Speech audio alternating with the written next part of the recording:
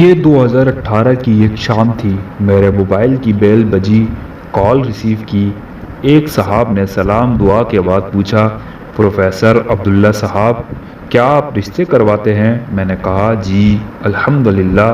تو اگلا سوال غیر متوقع تھا کہ سر میں آپ سے ملنا چاہتا ہوں۔ میں نے پوچھا کس سلسلے میں؟ تو جواب ملا کہ بہن کے رشتے کے سلسلے میں مدد درکار ہے۔ 3 سال ہو گئے ہیں، کوئی رشتہ نہیں مل رہا۔ میں نے مکمل تفصیل مانگی تو انہوں نے مجھے تفصیل واٹس ایپ کر دی۔ اس کے ساتھ ہی ملاقات کرنے کی استدعا بھی کی۔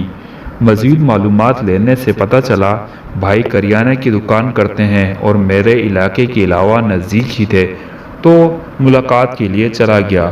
کافی اچھے شریف النفس انسان تھے۔ بہن کے متعلق پوچھنے پر بتایا کہ 4 سال پہلے اس بھائی کے بہنوئی ایک حادثے میں اللہ کو پیارے ہو چکے ہیں۔ 3 بچے ہیں اور یہ ستم کہ ایک بچی معذور ہے۔ میں نے ان سے کہا کہ پاکستان میں دوسرے کے بچے کوئی نہیں پالتا۔ یہ سن کر اس کی آنکھوں میں آنسو آ رہے تھے اور کہنے لگا، پروفیسر صاحب، میری بیوی نے میری بہن اور اس کے بچوں کا جینا حرام کر رکھا ہے۔ عورت ہی دشمن ہے۔ اگر آپ کسی طریقے سے کسی بھی طرح رشتہ کروا دیں تو میں آپ کا احسان مند ہوں گا۔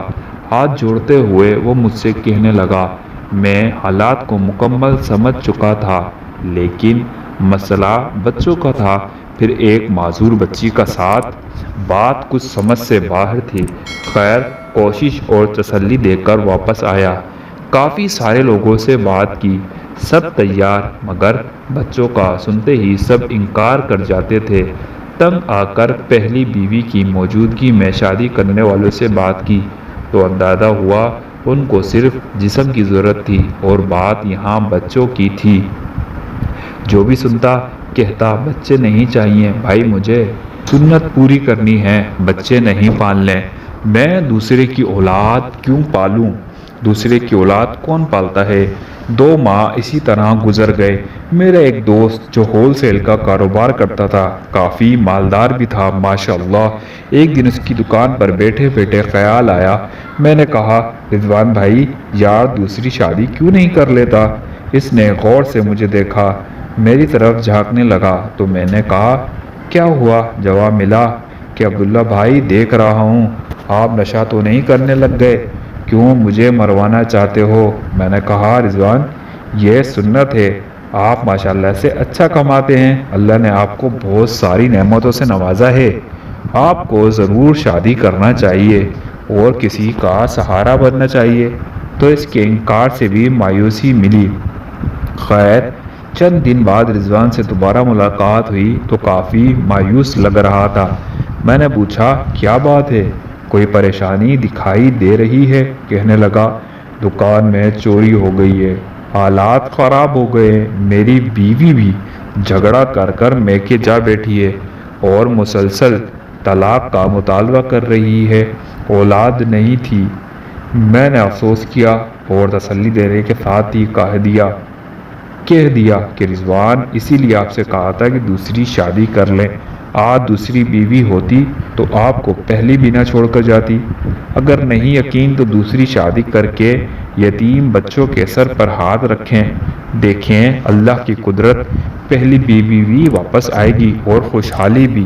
میری طرف دیکھنے کے بعد رضوان بھائی نے کچھ سوچا اور پوچھا، کتنے بچے ہیں ان کے؟ میں نے کہا، 2، ایک بیٹا ایک بیٹی۔ معذور بچی کا ذکر میں بھول چکا تھا۔ اس نے کہا، ٹھیک ہے، آپ بات کریں جو میرے اللہ کو منظور۔ میں نے لڑکی کے بھائی کو کال کی اور شام کو اس کی دکان پر ہی بلا لیا، ملاقات کروائی، گھر بار کاروبار دیکھنے کے بعد ہاں کر دیا۔ یوں قصہ مختصر، ان کا نکاح ہو گیا۔ رضوان بھائی نے ایک مکان جو کرائے پر دیا ہوا تھا خالی کروا کر ریحانہ اور بچوں کو وہاں شفٹ کرا دیا۔ تب پہلی بیوی کو پتہ چلا تو وہ آندھی کی طرح گھر آئی۔ گھر خالی دیکھ کر رضوان بھائی کو کال کر کے گھر بلایا اور میاں اور پہلی بیوی کی نوک جھونک ہوئی تو رضوان نے کہا، تم نے تو رہنا نہیں تھا، بے شک مت رہو، طلاق لینی ہے بے شک لے لے، اگر یہاں رہنا ہے عزت سے رہو جیسے پہلے رہتی تھی، لیکن یہ نہ کہنا کہ ریحانہ کو چھوڑ دو، یہ ممکن نہیں۔ پہلی بیوی نے جب دیکھا کہ تیر کمان سے نکل چکا ہے تو وہ بھی خاموش ہو گئی۔ اب رضوان بھائی کی زندگی میں بہاریں آ چکی تھی۔ ریحانہ نے اس کی زندگی میں رنگ بھر دیے تھے۔ بچے شہر کے بہترین اسکول میں داخل ہو گئے، لیکن رضوان بھائی ریحانہ کی آنکھوں میں اب بھی اداسی دیکھتے اور شک کر چکے کہ کوئی بات ضرور ہے۔ ایک دن اس نے مجھ سے ذکر کیا تو میں نے کہا اداسی کیوں نہ ہو، اس کی ایک بچی اس سے دور ہے۔ رضوان نے کہا بچی؟ کون سی بچی؟ تو میں نے سب کچھ بتا دیا۔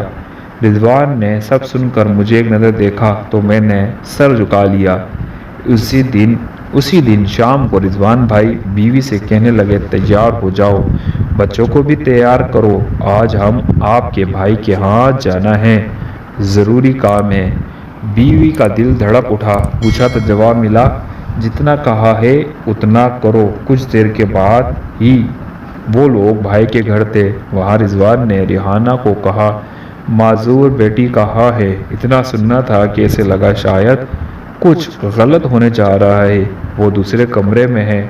رضوان نے دوسرے کمرے میں جا کر دیکھا تو ولادت سے لت پت بچی انتہائی کمزوری کی حالت میں پڑی تھی۔ رضوان بھائی نے اشارہ کرتے ہوئے کہنے لگے ریحانہ بچی کے کپڑے بدلو، یہ ہمارے ساتھ جائے گی۔ ریحانہ نے یہ سنا تو رضوان کے قدموں میں گر گئی۔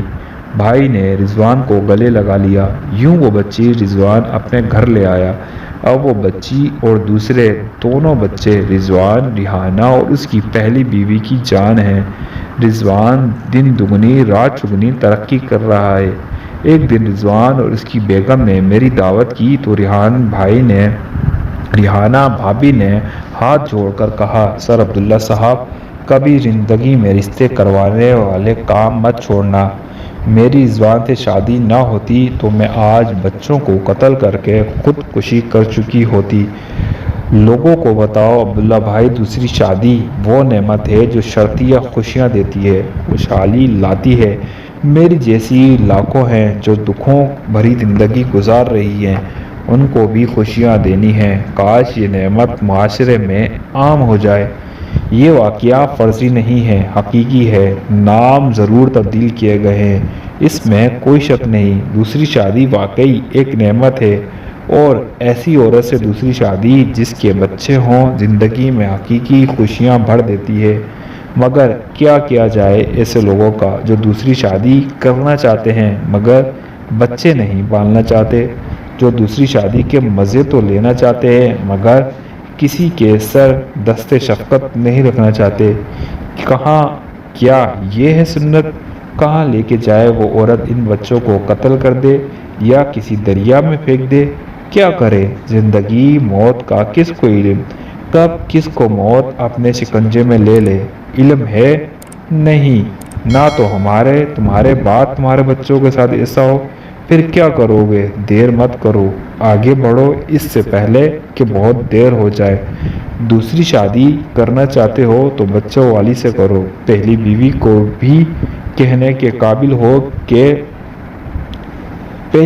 کو بھی کہنے کے قابل ہو کہ سہارا دینے کی خاطر شادی کی ہے۔